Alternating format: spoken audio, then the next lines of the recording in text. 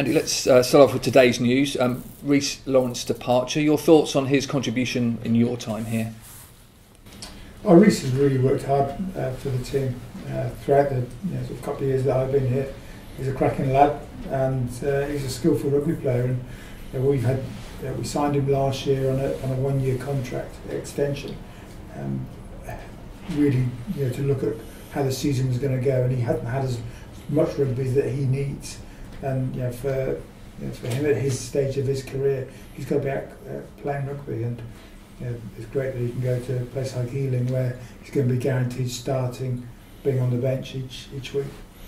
And given the hookers you've already got here and Mark Jones arriving for next season, was there an inevitability that it was time for him to move on? Oh, definitely. And that's when you're having discussions with players around their movements, whether it's right for them to stay. You've got to look at how much rugby they're going to play. And there's only so much you can do. Sort of having had 6 months of not playing, to then have another year of not playing. We play this game because we're involved in the game to play. I hope that's how the players would be feeling. So, it's right that he leaves, and he leaves with our blessing, and he's been a great servant to the club. Your reflections a few days on from Saturday's performance? We finished the game very well. That 20-minute blast that we had was exceptional, and just shows the intensity and the power, the skill that we can play at. We didn't start as well as we wanted to, and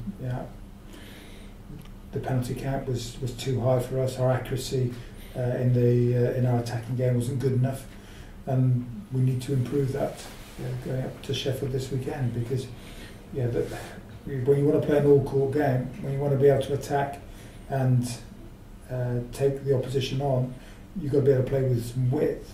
You need guys and the players get into position quickly.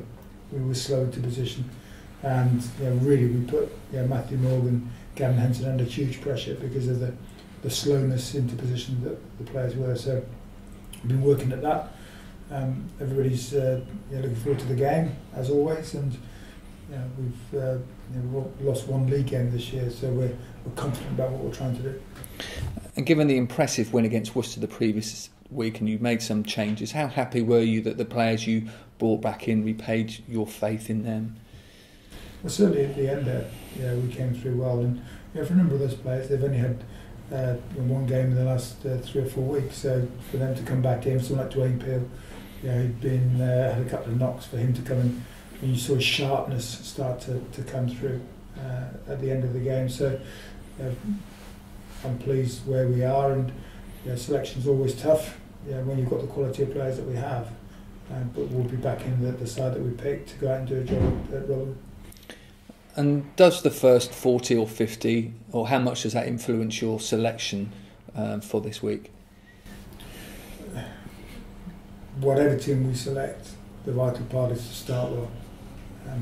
When you do this training all week, your mindset is sort of that first 20 minutes, how we get a foothold in the game, particularly when you're playing away from home, and also how you get the referee on your side. We didn't do that well enough last week. We've got a different referee this week. The game starts at 0-0, and we're playing not at Rotherham, but playing in Sheffield, Aberdale, so a surface that we're not as used to, although we played it there last year. So all those parts that you build into your performance.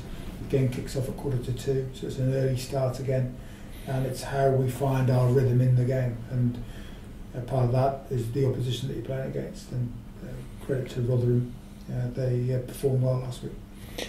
And how beneficial is it to have a nucleus of players that have gone to that ground last year? You played under probably even more pressure than you may have this week.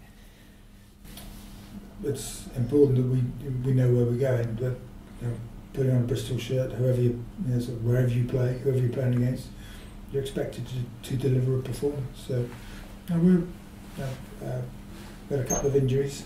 Mitch Eady's recovering well from his knock. We had a couple of dead legs. So the guys that have had that, starting to come back into shape. So an 8-day turnaround, so we've got a little bit longer to prepare the squad. Plus we've got to travel up to Sheffield the day before. So everybody's buoyant and looking forward to to the game. The other aspect is the non-22, the guys that haven't been selected. The enthusiasm that they've brought, the intensity they've brought to training has been superb, and it's a real credit to those guys in the manner that they've approached the last couple of weeks.